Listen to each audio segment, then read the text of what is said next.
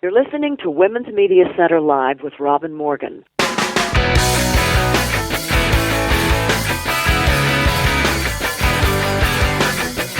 Welcome to Women's Media Center Live. I'm Robin Morgan.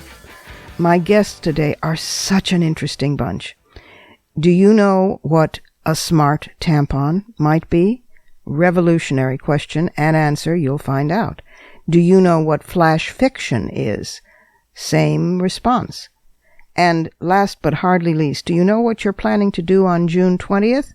Well, you'll find out in our last segment. So stay tuned for all those guests, but first we need to go inside the headlines.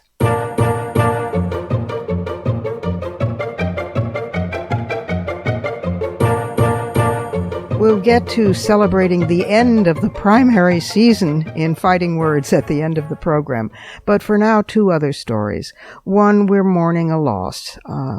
Nanette Raynon was a pioneer in feminist radio, and that we need to pay special tribute to. She had been a volunteer at WBAI, a Pacifica station in New York City, in 1969 when she developed the idea for Womankind, the first feminist news and information radio show. She herself was an active feminist in various small groups in New York at that time, and she soon added a program, Electra Rewired, a program produced entirely by women for women, and then in late 1970, she came up with a third program, Consciousness Raising.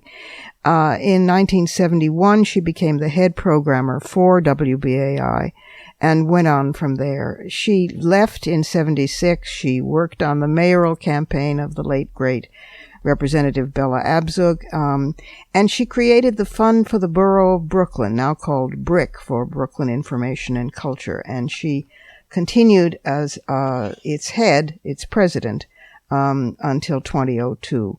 So she was very special in developing the very thing that you're listening to now, women's radio, women's podcasts. This was pre-podcast, and she will be much missed and deserve to be much honored.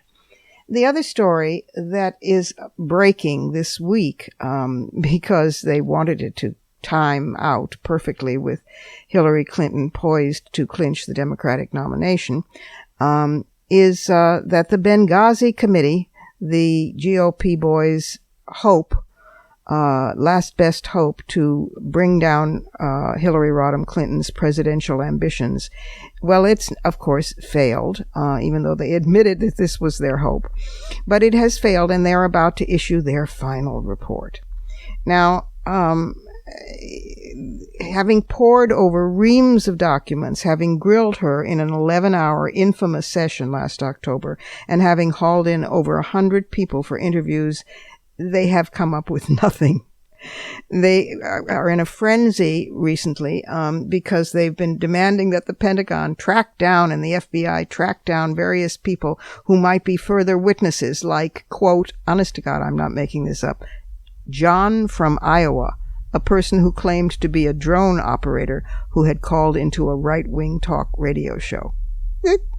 And the Assistant Secretary of Defense for Legislative Affairs, Stephen Hedger, complained to Representative Gowdy in a letter about this recent crescendo of requests, and the Pentagon couldn't find John from Iowa after expending significant resources to locate him. The Benghazi Committee, which was set up in May of 2014, has been operational for longer than the 9/11 Commission was. It has dragged on longer than congressional investigations into the attack on Pearl Harbor, the assassination of Kennedy, Watergate, the Iran-Contra scandal, and the response to Hurricane Katrina. The committee spent nearly $7 million looking into an incident that had already been the subject of an independent investigation commissioned by the State Department, plus 9 reports issued by 7 other congressional committees. And those reviews faulted the federal government for failing to provide proper security for the American ambassador in Libya, but found no evidence of a cover-up or any negligence whatsoever by Hillary Rodham Clinton. Representative Elijah Cummings, who is the ranking Democrat on the committee and a great civil rights figure himself, said the exercise showed Congress at its worst. You can say that again.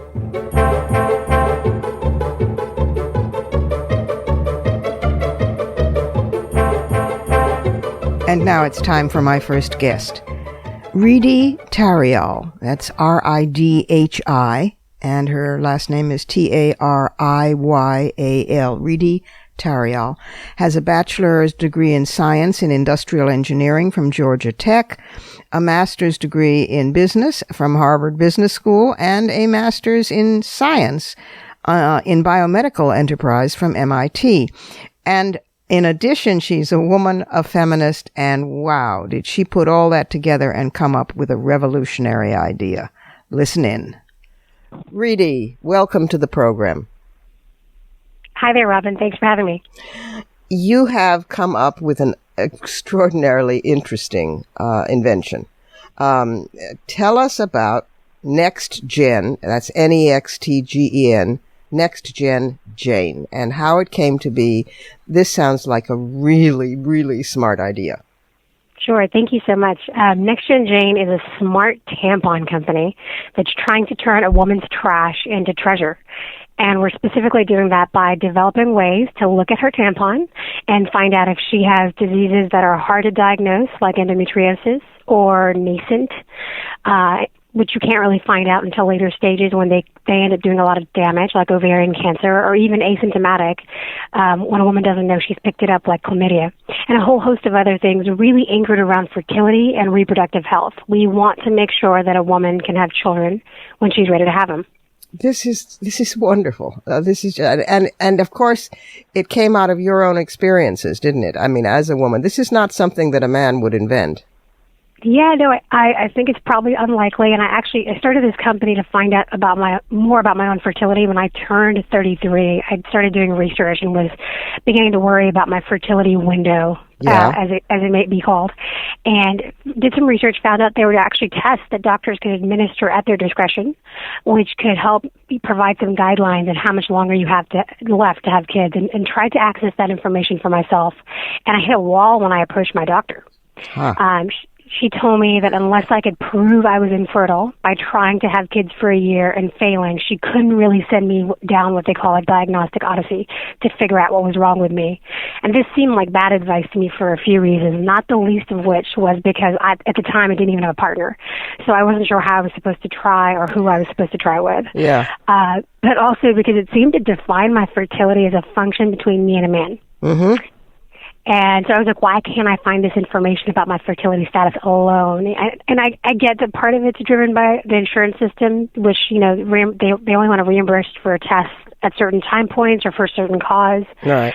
But I really think part of it was that we have this reactive healthcare system that's wired to solve problems, but struggles with preventative care. And so she couldn't really get her hands around what I was trying to do.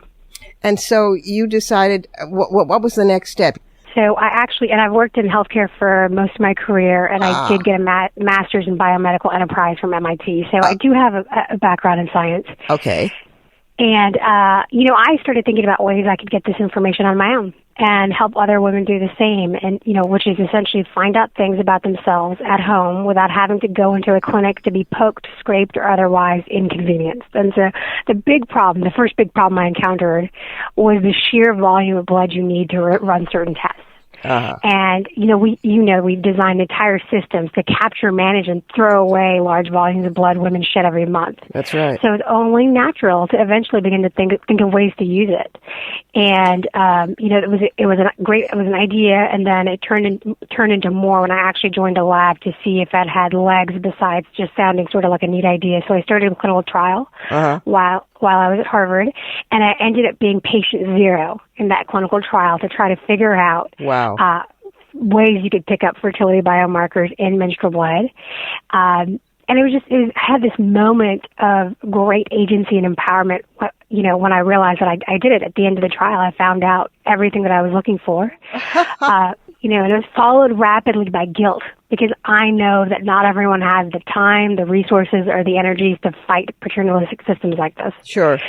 So that was it. I was like, we have to find a way that this can scale, that every woman could have information about themselves. You know, it's the kind of thing that once you say it, once you explain it, it's like the nose on our face, because obviously menstrual flow is more than just blood. I mean, it's very dense and rich with cells that have been sloughed off by the ovaries and the uterus. And when you pair that with genomics tools, this opens a window onto women's bodies and early warning of, as you said, diseases and also of fertility that is staggering. I mean, and I you know, clearly it came directly out of your own experience. Somewhere that I've read that one of the obstacles you faced was that somebody told you that the product would only help women, and women are only half the population. So what was the point? Oh my God, Ridhi.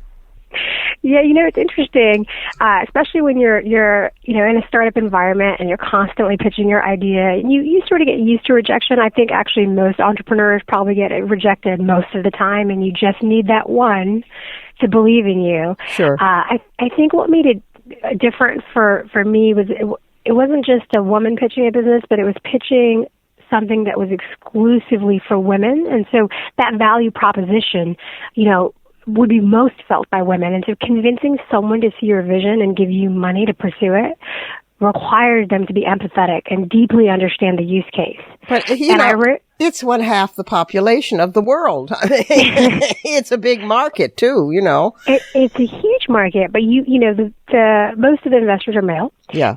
And you know, they would not necessarily have the same shared experience that women have to understand what I was pitching.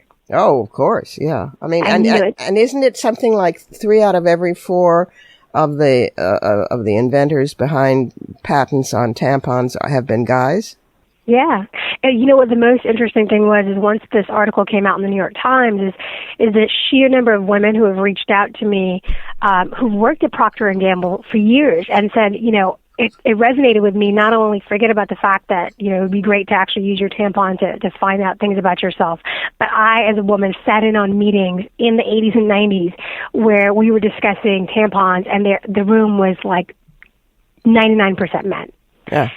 And to read your story, you know, it just resonated with me that finally there's this shift coming. And so it was a really unique part of all of this press, was just so many people reaching out with their own stories. Well, congratulations to you, Ridhi. I mean, this is fabulous. How do listeners learn more about this? How do they get a hold of it? Is it on the market yet? Where do we go from here? Yeah, so it's not on the market yet. We just started a clinical trial to begin to develop the test for the first indication, which is endometriosis, and we're beginning a small pilot study to look at ovarian cancer. So if people are interested, they should definitely reach out, because we're looking for participants. And this is where, you know, women are generally underrepresented in clinical trials. Right. This is a clinical trial where it's all you. It's all women.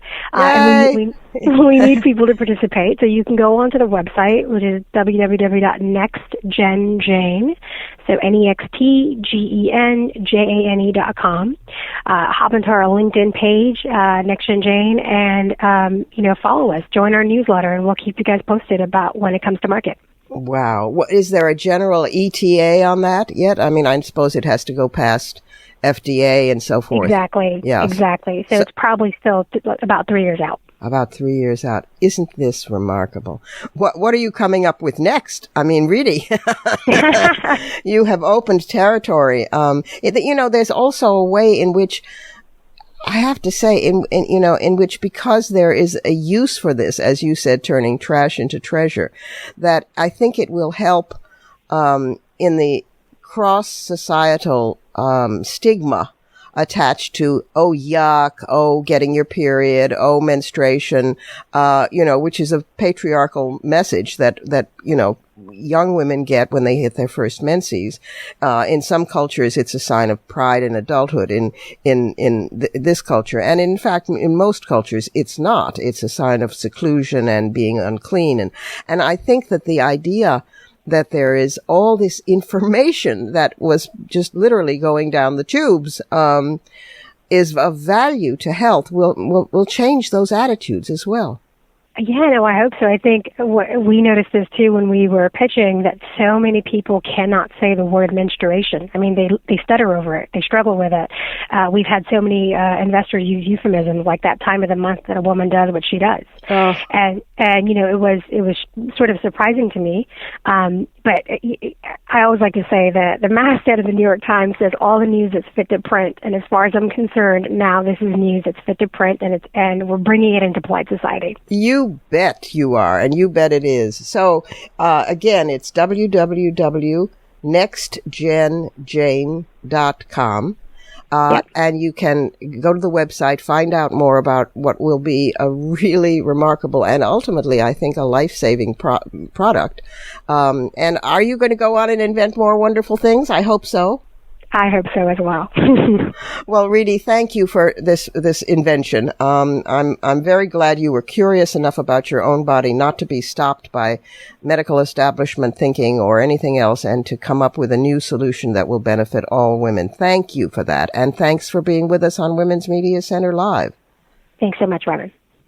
It's time for a short break here at Women's Media Center Live. I'm Robin Morgan, and I'll be right back. And if you don't know what flash fiction is, well, in our next segment, you'll learn all about it.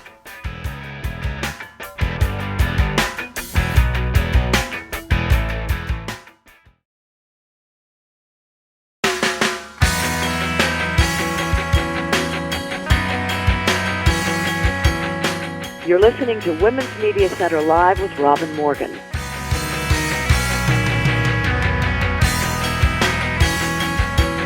Welcome back. Desiree Cooper is a 2015 Kresge Artist Fellow, a former attorney. She was a Pulitzer Prize-nominated journalist and a Detroit community activist, and her fiction now dives into the intersection of racism and sexism. And her fiction and her poetry has appeared in Callaloo, Detroit Noir, Best African American Fiction 2010, among other print publications, and her first collection, Know the Mother, was published by Wayne State University Press in March of this year. Cooper was a founding board member of Cave Canem, a national residency for emerging black poets, and she currently is a Kimbilio Fellow, a national residency for African American fiction writers. Here is Desiree Cooper. Desiree, welcome to the program. Oh, thanks for having me, Robin. I appreciate it. You are a former attorney, a Pulitzer Prize-nominated journalist, and a Detroit community activist, and now writing fiction and poetry really well. Gee whiz. Well, it all comes from the torture of wanting to be a creative writer since the age of 4, and sort of being pushed along in life about what is your real job going to be. So I spent a lot of my time looking for that real job, and now I'm home again. Oh, I'm so glad. This is a really, really riveting book called Know the Mother. It's K-N-O-W, not N-O. Know the Mother. And they are 30 very short stories, flash fiction. Explain to the members of our listening audience who might not know, what is flash fiction? Well, it's defined variously. I think the most common definition are fiction stories that are about 1,000 words or less. I spent a lot of my professional life as a columnist, a newspaper columnist, and I was used to writing at about 750 words for my column. So many of these stories are 750 words or less. I kind of kept that going. Well, they're just gems. I mean, and for people who are rushed among our listeners, this is a wonderful way to imbibe something glorious that wakens your brain and your heart in a very short amount of time. I'm mortified that we have to push it that way, because I wish people had time for long, extended, huge epic novels. But in today's world, probably not. And these are a perfect fit.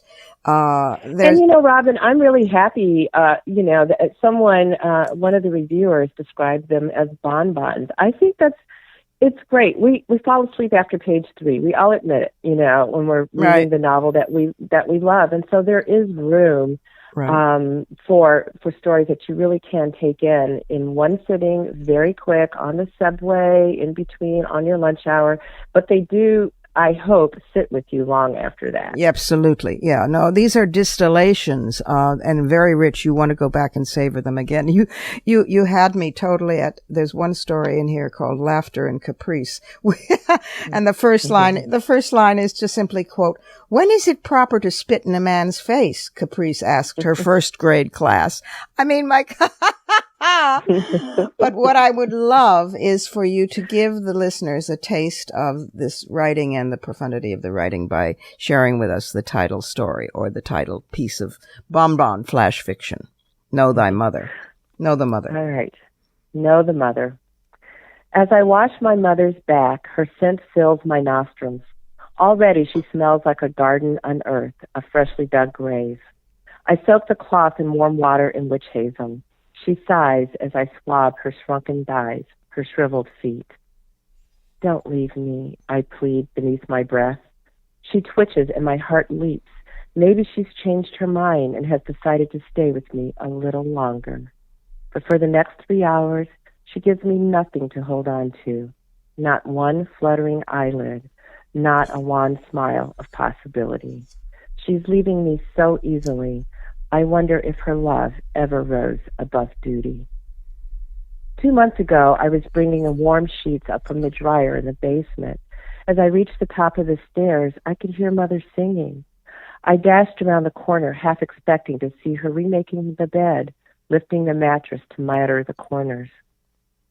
But when I reached her room, nothing had changed. Her hair was still a thin layer of down. Her cheeks were still sallow. Her shoulder blades jutted beneath the summer blanket as if she were hiding her favorite book beneath the covers. Yet somehow as she slept, she was a young woman again, singing. At her bedside, I doze without resting. I dream that my mother is dressed in a black taffeta gown. Her cheeks are rouged with stage makeup, her eyes shimmering. On cue, she makes her way to the curtain. I call her name 3 times, but nothing I say can make her look back. So tightly done. Yeah, well, that's the beauty of Flash. I mean, we assume as Flash writers that everyone has the story inside of them, and so we only have to meet them in that moment of conflict or turn. Right. So, I mean, who hasn't been at a bedside by a loved one? And so many of us now with parents living longer are caring for aging parents. I actually wrote this long before my parents needed care. I wrote this piece 20 years ago. Yeah. But I could easily imagine sitting by my mother's bed one day and really not knowing who she is and getting a hint, like for her to start singing and I never knew she could sing, or just something coming out and thinking, you know, who is this person that now is leaving me? Right. And hopefully we don't get to that. You know the mother is a title, but it also is a little bit of a command, like get to know these people. I mean, we're so hidden behind our gender roles. Exactly. That you don't know the person. Yeah, well, you are writing at what I think is basically the subject, right at, excuse me, at the intersection of racism and sexism.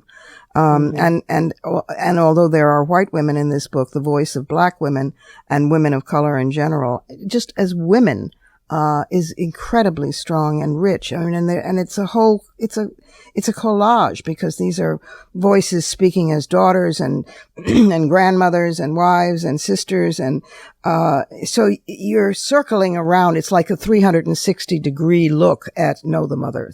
Exactly. I mean, there are mothers who are embrace that role, and then there are mothers who are super reluctant about that role, even though they may have chosen it, but all that comes with it has been hard for them to bear. I mean, there's a story in Who Hasn't Had This, who's a mother of a woman sitting by the window waiting for her 17-year-old to come home. And she circles back to when she was pregnant carrying that baby and the ambivalence she had in those moments. And now, you know, this child is about to leave her and go out in the world, and she's ambivalent about that too. She wants to hold on.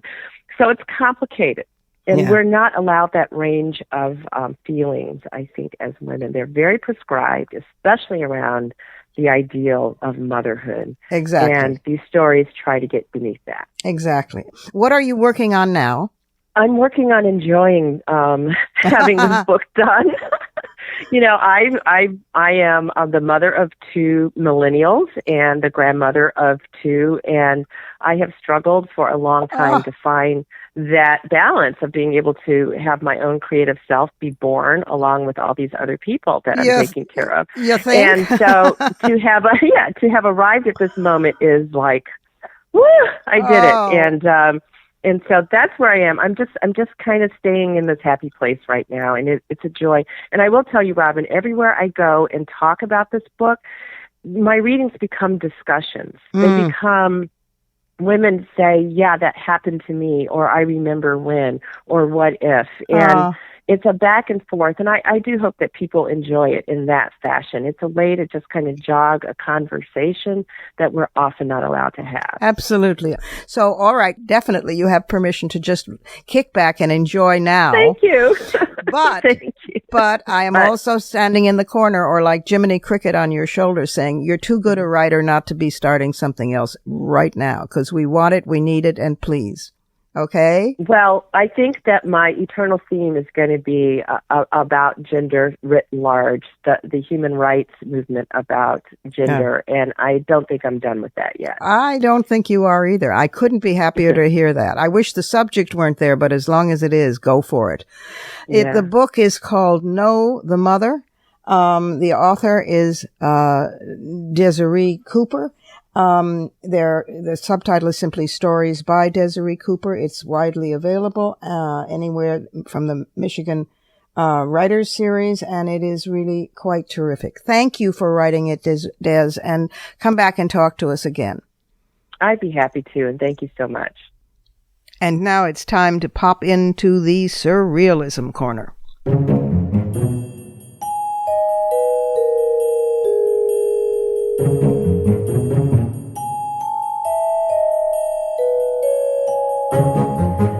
A popular Iranian actress whose latest movie won 2 awards at the Cannes Film Festival threw her country into an uproar when she returned and held a press conference, and images emerged suggesting that she had a feminist tattoo on her arm.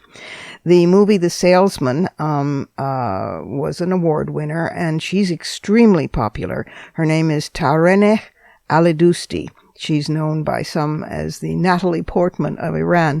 In any event, during this press conference, she extended an arm, and the tattoo was clearly seen. It was the circle with the cross beneath and the fist in the circle, which the hardline critics immediately denounced, saying that it meant she was against the family. And her fans came to her defense on Twitter. And finally, she responded to 2 questions on social media outlets. She herself said, yes, I have such a tattoo.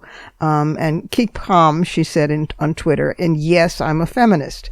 She also posted an explanation in English of the meaning of the feminist fist, which she wrote was, quote, the woman power symbol, and became a symbol of feminism, close quote.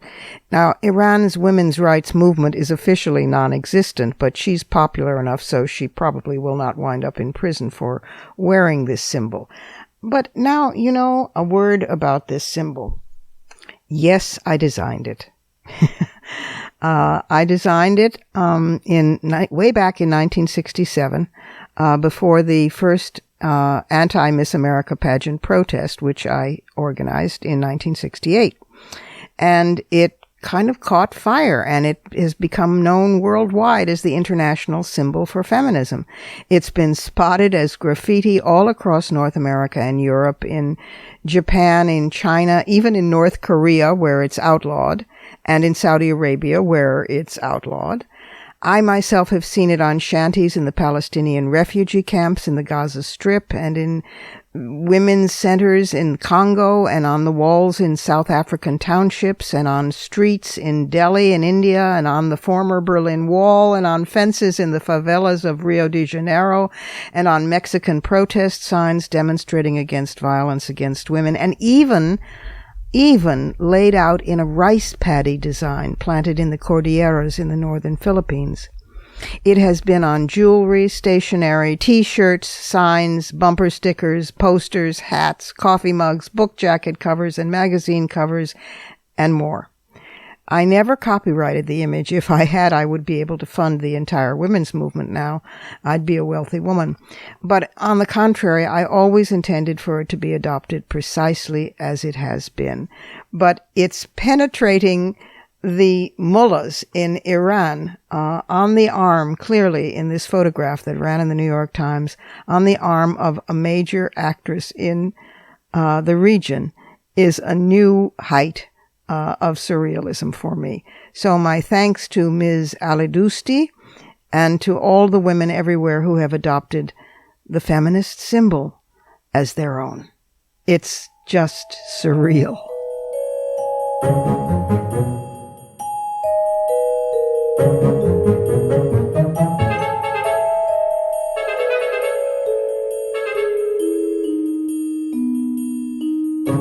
Time for another short break here at Women's Media Center Live. I'm Robin Morgan, and in just a minute we'll return with a guest who is the director of a film debuting on PBS on June 20th, and wow, this is one you have to see.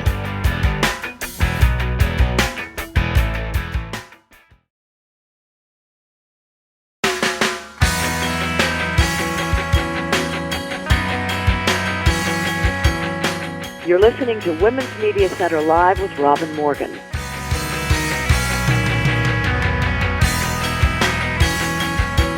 And we're back again.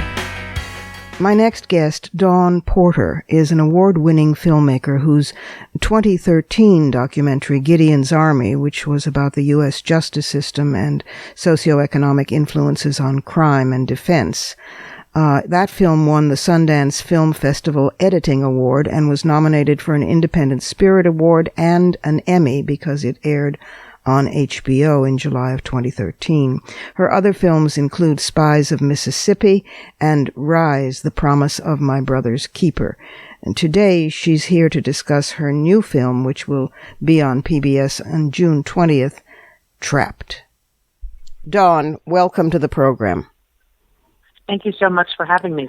This documentary, full-length documentary film, Trapped, well, the only thing I know to say about it is that I've been working on, as an activist, the issue of reproductive rights since the 1960s, and I would have thought before screening it that there was nothing new I could learn, there was nothing new I could feel, and I have to say I learned new things and I cried. It's a really very important film. Tell us how it came to be, and tell our listeners more about the film. Well, I felt much like you did that I'm a person who pays attention to politics. I'm pro-choice. That I was generally aware of the struggles of reproductive rights. Right. And I was in Mississippi. I was actually working, shooting an interview for Spies in Mississippi. And I read in the local paper in Jackson, the Jackson Clarion Ledger, that there was only one abortion clinic in the entire state. And I was just floored by that. I thought in the 90s, when I was in college, I marched about this. I can't believe, how could this have possibly happened? Yeah. So I called up the clinic. I called up the clinic in Mississippi and asked if I could come over, because that's what documentary filmmakers do. We're just kind of nosy. And I met Dr. Parker, and something just clicked, that this is, it's certainly a story about reproductive rights, reproductive access. It's also a story about politics and political power. And, when I started the film, the first shoot I did was in 2012, the end of 2012. And, of course, no one could have imagined the political scenario that would unfold over the next several years. Oh, my God. Yeah, go on. I think that what has happened, the way that local politicians from the extreme right, a very conservative evangelical Tea Party influenced legislatures, what they've been able to do is really target, reproductive freedoms in a way that is unprecedented. So most people think that the greatest danger to abortion access, if they think that there's a danger at all, but they think that the danger is violence, is the unstable person like the man in Colorado who killed people. And that is certainly a danger. But what's actually closing clinics are these state legislatures. Exactly. So it's more convenient. In more than 20 states. Yeah, more than 20 states, we have laws that have made it impossible for clinics to comply, that have whittled down the number of clinics to where today in America we have 6 states with 1 abortion clinic in the entire state. Oh, my God. Yeah, I mean, it's much more convenient for the right-wing friends of the fetus to say, oh, yes, well, that's terrible if somebody shoots up an abortion clinic or kills a provider because he's a, quote, bad apple. It's the bad apple theory, Whereas you're absolutely right. It's the concerted effort at the state level, since they had not yet she says with horror in her voice, not yet overturned Wade, although it's up for grabs at this election and the new court member, whoever appoints that. But they haven't been able to do. This whittling away, and wiping out of access, has in effect done it. And I think one of the things that's so stunning about the film is that you show us who these abortion providers are. As people, as human beings, their idealism, their intense commitment in the face of grave danger to themselves and their families, their intense commitment to women's freedom, and since the other side characterizes abortion providers as, baby killers, I think that in itself, separate from all the other information and contributions that the film makes about the women who need these procedures, about the women who use them, about the facts and figures, is a huge step forward because they're humanized. That was a really important goal for me, and I realized, I am a pro-choice person. I had never been in an abortion clinic, and we all are influenced by the rhetoric that we hear. Right. I didn't have any competing image. And I was so struck by inside the clinic how the efforts that the clinic owners and workers, they're warm, they're funny, they're regular people. Yeah. And they're doing this extraordinary work. The level of resilience, they're not superheroes. The South is often depicted as having this, monolithic view of abortion, anti-choice. Yeah. And nothing could be farther from the truth. The people who are working in these clinics, they are Southerners, born, bred, they've lived there too. And I was filming in Montgomery one day with June Ayers, she's the provider in Montgomery, Alabama. She's worked at the clinic since she was, in her 20s. And we'd had a really bad day, just a number of bad things had happened, and she'd really been struggling that day. She's also a cancer survivor, which I didn't include in the film. But she's had some health problems. She's doing fine now. And I said, do you ever think about just leaving? I mean, you've done this for 35 years. My God. And she looked at me and she said, I'm not leaving my ladies. And she said, I'm Southern too. And I can't let them chase me out. And I found that same, drive across the South. And I think that there are also, people who are not providers, and whether or not they believe in the right to abortion, who don't believe that people should be harassed and bullied, and don't believe, and this I think is one of the most important things for me, do not believe that the legal system should be manipulated the way that it is being. Yes. And that, I think, the way that the abortion laws have been passed in these conservative legislatures is a blueprint for passing any conservative ideology. Right. And that's a wake-up call for everyone. One of the things that we found was this group, Americans United for Life, writes model legislation and passes it around to conservative legislatures. Right. So they're organizing. this is a very concerted effort. Well, it's a wonderful film, and it is also, as you touched on earlier, I think it's very important for people who may have a certain attitude toward the South from the rest of the country to hear these wonderful, courageous Southern women and some men, providers and friends of clinics and keepers of clinics and activists, to hear these wonderful things coming out of a mouth with a Southern accent is in itself a consciousness raiser. It's extraordinary. They're great characters.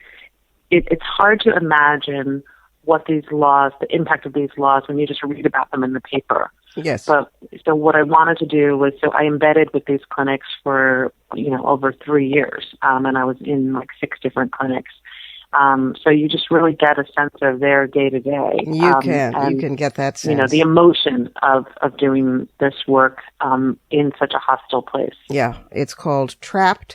It will air on, PBS on June 20th.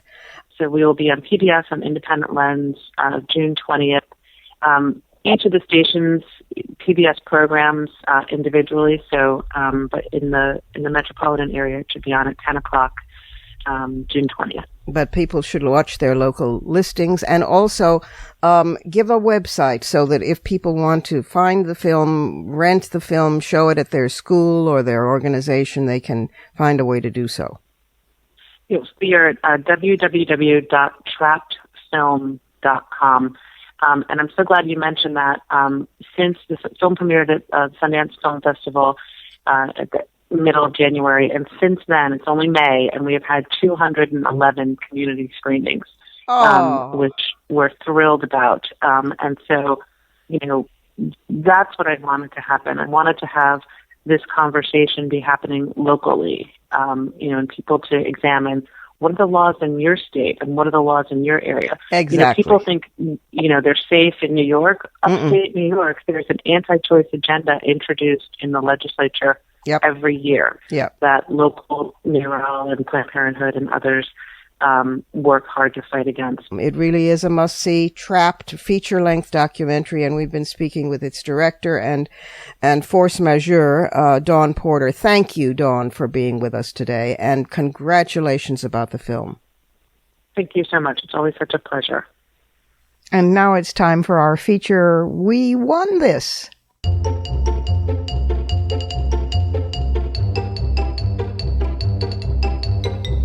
This first appeared as an article by Anuradha Sengupta on the Women's Media Center website as a feature. And it's just so good, I wanted to give it even more coverage. A women's movement in Pakistan is using tree drinking as an act of rebellion. It's a defiant gesture in girls at Dabas. Now, a Daba, D-H-A-B-A, is a roadside eatery, and they're found all over city outskirts and highways. They're a very much male space where truck and bus drivers congregate, and the people running it, the people serving, the regulars, even the space next to highways usually demarcate them as male spaces. But this movement called Girls at Dabas is claiming these spaces for women. It all started in April of 2015 when Karachi-based journalist Sadia Khatri posted a selfie that was taken at a Daba on Instagram, and she used the hashtag Girls at Dabas. D-H-A-B-A-S. So her post struck a chord, and it started a discussion about the absence of women at Dabas. And people found out from each other that other women wanted to hang out at Dabas and claim a safe space for women. So the reaction spurred Sadia Khatri to start a Tumblr blog asking for submissions with the same hashtag. And over the course of a year, Girls at Dabas has grown from a hashtag into a clarion call that has seen thousands of women reclaiming public spaces across Pakistan. And the hashtag now symbolizes a lot more in terms of the conversation about reimagining public space, not only for women in Pakistan, but the movement has made connections with women doing similar work throughout South Asia. Hashtag Girls at Dabas has also sparked discussions on and offline about patriarchy and public spaces in Pakistan. And they have Tumblr, they have Facebook pages, but Dabas aren't the only spaces where photos are being cited. The Daba, Khatri says, is just one site where women are outsiders. There are many others, and we essentially encourage people to send in photos, stories, and narratives of experiences that defy gender norms in different real-world spaces. So the Girls at Daba's Facebook page has posts on such events as hashtag Girls on Bikes and more. You might check it out. Girls at Dabas is the hashtag, and it's just terrific because we're winning this. And thanks to Anuradha Sengupta and to Barbara Findlin, the editor of the features on Women's Media Center website, womensmediacenter.com, for this great story.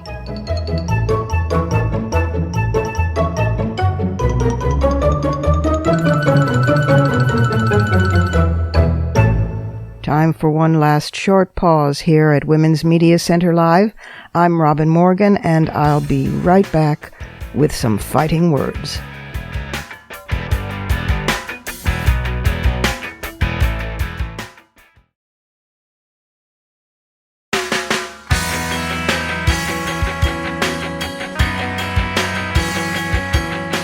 You're listening to Women's Media Center Live with Robin Morgan.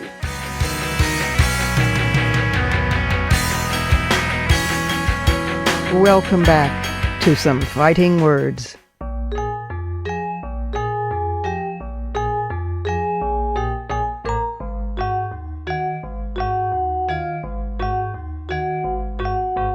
Well, we've come this far.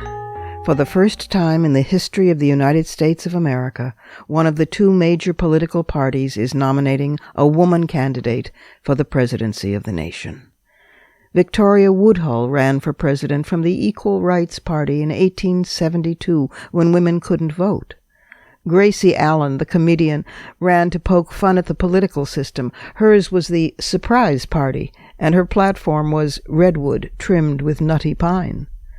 Shirley Chisholm, the first African-American woman elected to Congress, ran seriously as a Democrat for the nomination in 1972, but the party chose George McGovern, who lost to Nixon. Patricia Schroeder attempted but never won the Democratic nomination. No woman got this far before. Indeed, while one party makes history running a woman at the top of its ticket, the other party makes history by running a deeply disturbed, ignorant, sexist, racist authoritarian at the top of theirs. Donald Trump's latest, his attack on a U.S. federal judge, adds in contempt for the rule of law itself. Certain wiser GOP rats are now deserting the Trump ship, but GOP leadership is still trying its two-step. On the one hand, I'm dissociating from what he says and does, but still, on the other hand, I'm supporting him. What? And by the way, what's all this about discipline, about Republicans calling for Trump to stay on discipline and deliver a disciplined message? Are they saying it's fine for him to be a bigot, but he really must learn to stop saying so flat out? Is that what they're saying? As for HRC, well, we've never seen her in a general election for this high office. And I think we're in for a treat. This woman can think and fight at the same time. Oh, they'll throw all the old stuff that they've been throwing at her for decades, ho-hum. They'll say she's unlikable, hardly a new accusation for women with power. One of the reasons less than 5% of Fortune 1000 CEOs are women, as well as only 6 of the nation's 50 governors and less than 17% of mayors, one reason is that women seeking executive office have to prove we're capable enough while remaining likable, which is not so simple. Generally, men don't face the capability test, it being assumed that they're sufficiently tough and experienced to handle the job, but women have to walk a tightrope between proving our capability but not being too tough, whatever that is. The Barbara Lee Family Foundation did a study recently that found likability matters much more for women candidates than for men. Voters are more comfortable voting for male candidates they don't like, but nevertheless think might be qualified to serve. They get the benefit of the doubt. With women, likability and qualifications somehow get tangled together in voters' minds. So it's our job to detangle that. Personally, I find Hillary very likable indeed, not the least when she happens across a pun like Trump you in the middle of a speech and laughs that great bawdy laugh of hers and says, hey, that's not so bad. I'm going to use that more often.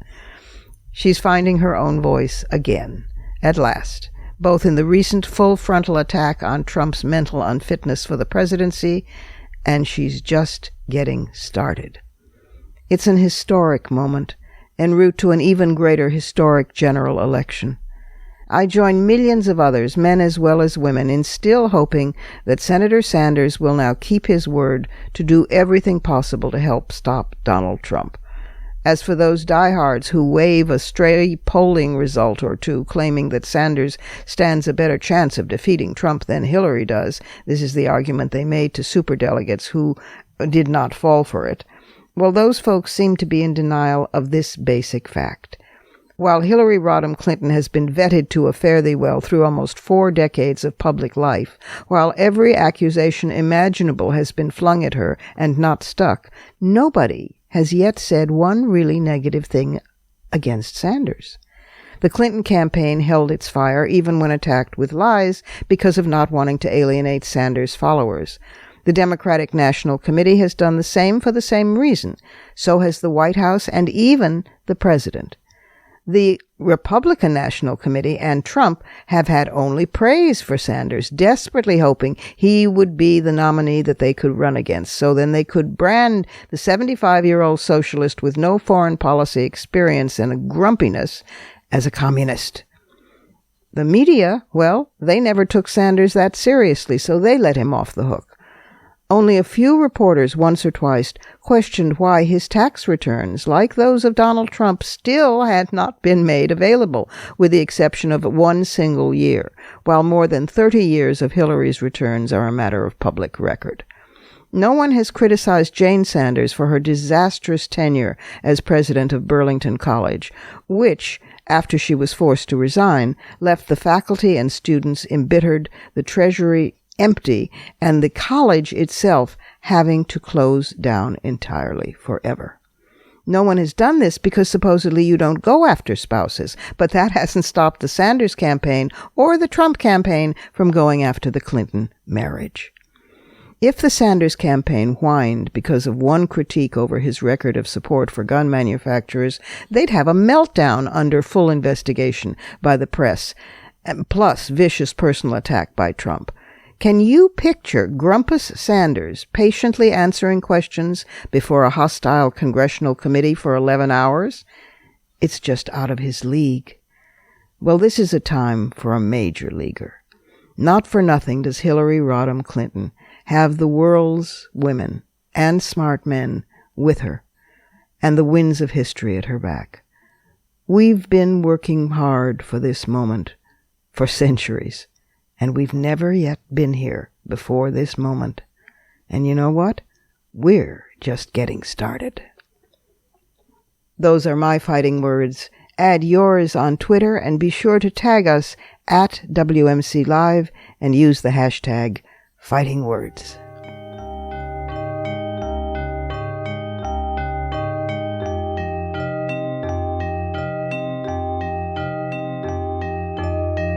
And that's it for today.